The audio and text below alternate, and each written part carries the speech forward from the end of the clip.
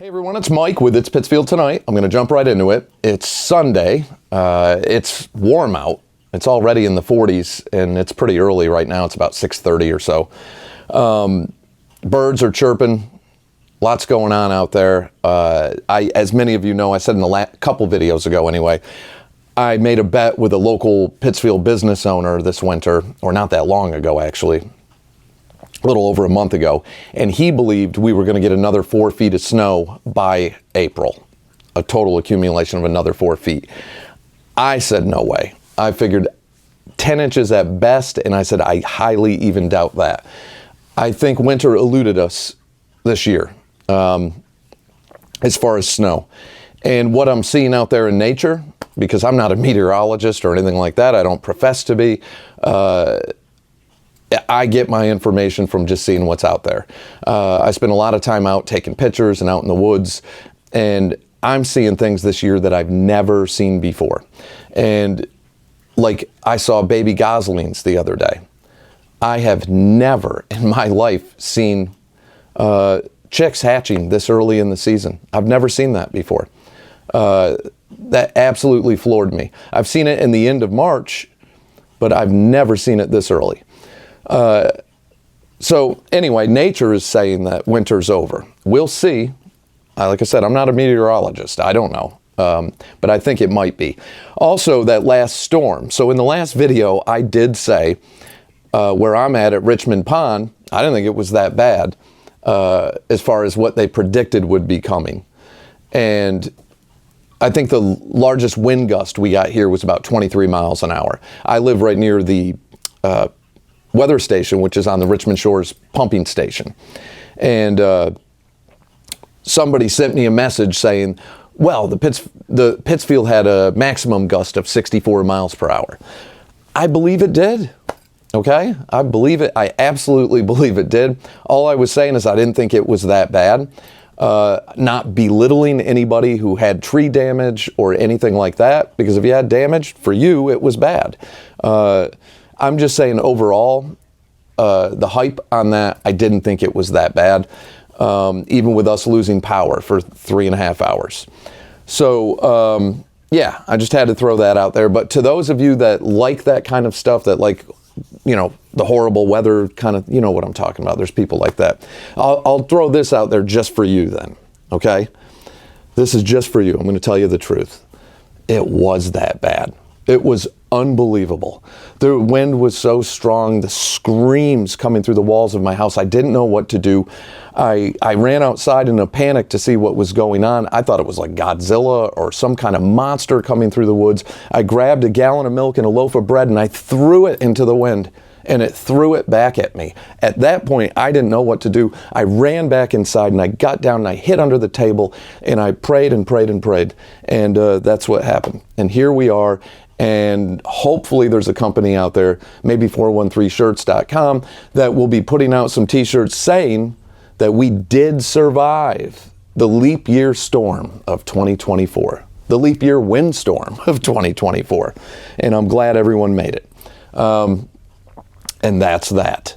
So, and again, I'm not belittling anyone who actually had tree damage or anything like that. I think we're going to see, like I said in the other video, a ton of that with the ash trees.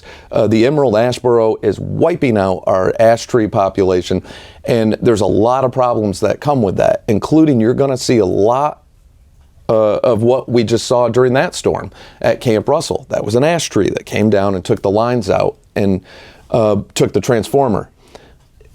They're down everywhere, and our ash tree population is being decimated.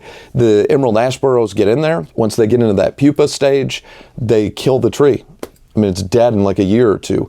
And there's a lot of problems that, like I said, that will come with that. Power lines coming down, trees coming down on people's property, and then the cost, once you have dead ash trees on your property, if you have big ones, it's expensive taking trees down. So there's all that. And you'll be hearing about it in the media in a couple of years. I can promise you that.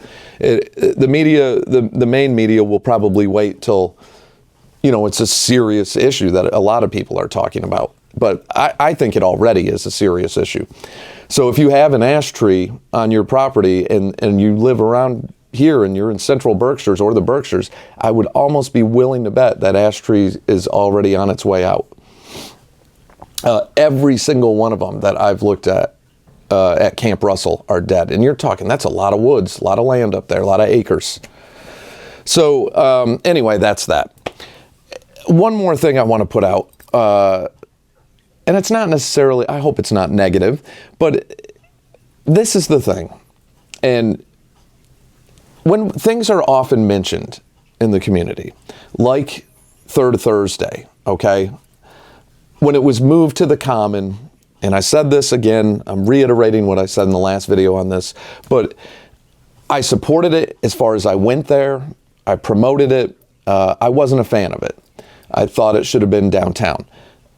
Now we had just found out this year, it's going to be called First Fridays at 5. A smaller portion, I believe, of North Street will be closed to traffic. But they're going to basically combine a couple different events. And we're going to have what used to be Third Thursday on Fridays from 5 p.m. to 8 p.m. And again, a smaller section of North Street closed. And that also could be, maybe it is true, that there are business owners that didn't like Third Thursday. Maybe there's a business that type of foot traffic, it would not benefit them. If you're, I don't know what kind of business. But anyway, I think it's, if that's true, I guess there's arguments out there for that. But overall, I think it's a good thing. I'm excited that they're at least trying. And if people got to remember why Thursdays was an important thing for our community.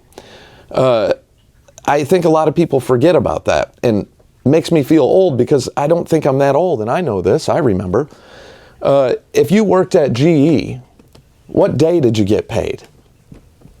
You got paid on Thursdays. And that's why Thursdays was traditionally a family day. My family, Thursday nights, because everyone had specials and things going on. Thursday nights in Pittsfield, when I was young, for me and my family, we would go to Johnny's or Bonanza.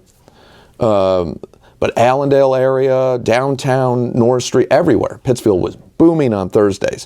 When I got into my teenage years, it was cruising the Strip on Thursday nights.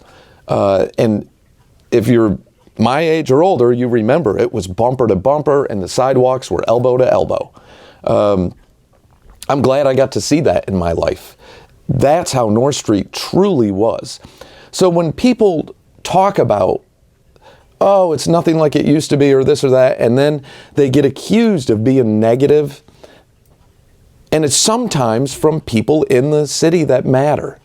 Maybe an elected official, maybe a department head, maybe a spouse of an elected official or something like that. That is the wrong way to approach it. It's people care when they're talking about it. They want to see change. There's a way to bring community together to do this. And I hope we're going to see that moving forward in Pittsfield this year. I hope we are. But, I got bashed relentlessly for different things that I said were not good fits for Pittsfield. And I was told I'm being negative, what's it hurt? When I spoke up against the fake buskers, it kind of drove them out of town too. But there were several in the community, even some business owners. How dare I? What are they doing? They're not hurting anybody. They're not doing this. They're not doing that. Really? Whatever. But it ended up being a problem for people in Walmart and Price Chopper, and some of the businesses had them trespassed. They had them get out of there because it was becoming a problem and affecting their customers. So there is issues with that. I wasn't being negative towards anybody. Another one I spoke up about, Bird e-scooters.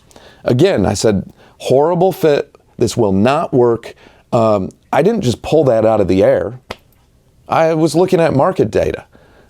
The writing was on the wall. And Bird e-scooters was not a local deal. Bird was a company that was founded, I believe, in 2015, 2016, somewhere around there.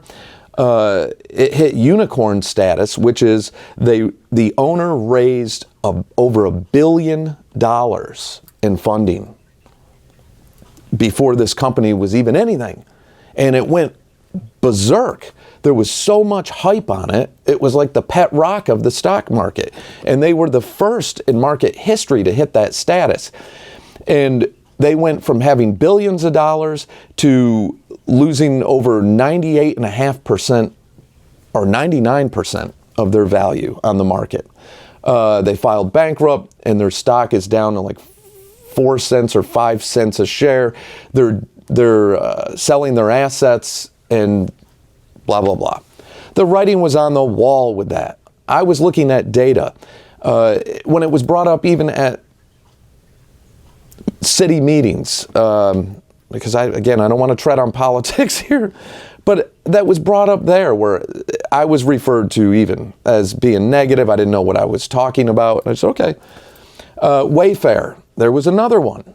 The writing was on the wall if you follow the market. And not everyone in the market is right, but there was a lot of hype around that from people saying it's not going to work. What's happening with them in Massachusetts? Did it? Of course not. Of course not. And when that happened, it was an election year. And Wayfair said, we're going to hire up to, I think it was 300 people or 400 people. So as soon as they said that, those mailers that went out for the election year that year, for achievements, it said created X amount of jobs, and that 300 or 400 was counted in that. Jobs that were never created, and Wayfair left. You know, those are just two examples. I wasn't being negative. I was following data. Isn't it important for a city to make smart choices? I had nothing against the local guy who was running Bird scooters here. Why would I? I wasn't hoping his company would fail. I was intrigued by the whole thing. Nobody on the market had ever seen anything like that with that company. Wayfair was another one. Raj went to PHS, one of the founders and CEO of the company. I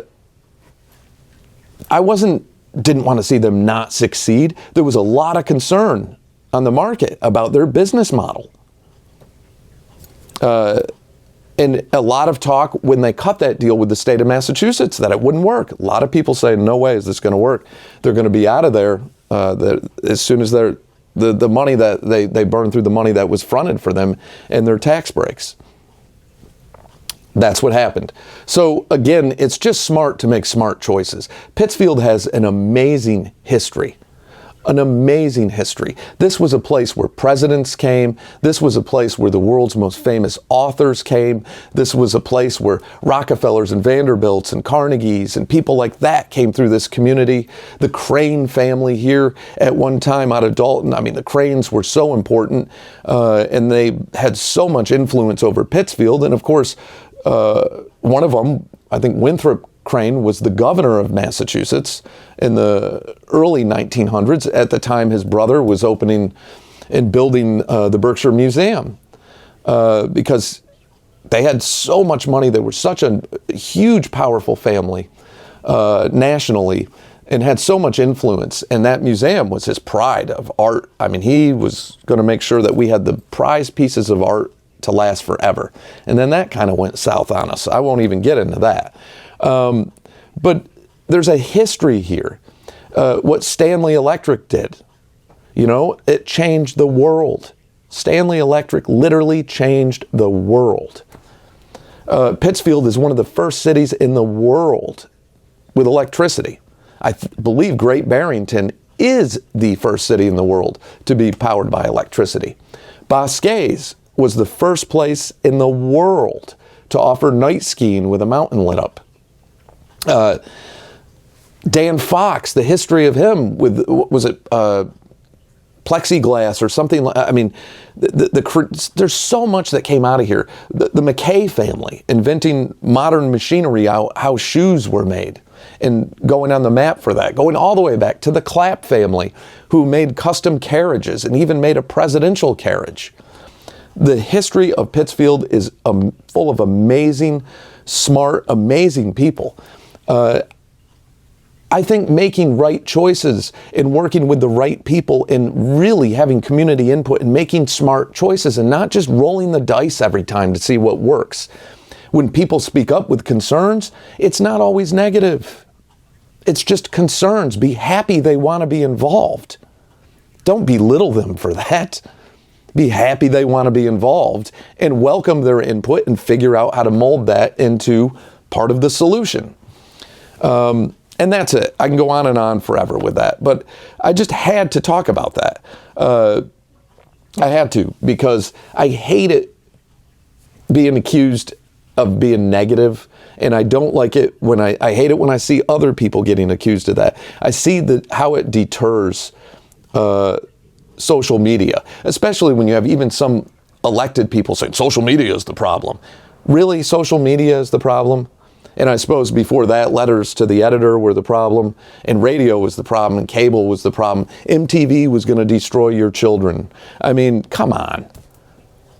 Social media isn't the problem. That's like the people who went after rock and roll was the problem. Or in my lifetime in the 80s, the PMRC was founded, and you had Al Gore's wife playing records backwards in front of the court, in front of judges, saying there's hidden satanic messages, and it was insane. Social media is just a communication tool. It's people. Social media isn't writing those things. Your neighbors are. Figure out how to engage with them. Social media is not going away. It is the way. Facebook grows and grows and grows every week.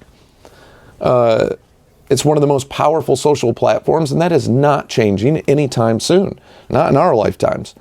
So anyway, it's be positive, voice your concerns, but stay positive. And I got to give props to every single one of you on that last video when someone got on there to be negative, the way that was handled. We rallied on that, and I really dug that. I thought that was cool because I added some humor to it, but I didn't want to be mean or vicious or anything like that. But that was great, and that stopped any negativity right away. It cut it right away. That dude took off. So, and I didn't have to block him or anything. I would have. But that's another thing. I really love what this audience is. I love the people on here. This just isn't just a podcast and video. I see most of you guys out throughout the city all the time. All the different events we've done over the years and all that. So anyway, that's it. This one has went on for quite some time. But it is Sunday, and I'm mumbling, and it's early, and I'm still drinking, well, not coffee, but tea. So big week coming up. Really excited. Tuesday, airing my interview with Bobby Jean Brown. I've been so excited about that one. Bobby and I have been trying to get together on this for I can't tell you how long. And there's even a window of time in there that it turned out I wasn't even talking to her.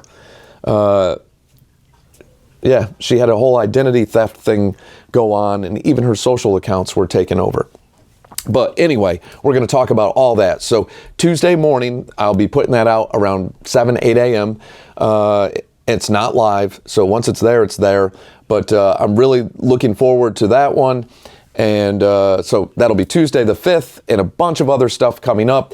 The Closetivity 25% off promotion. I've got another video coming up with that.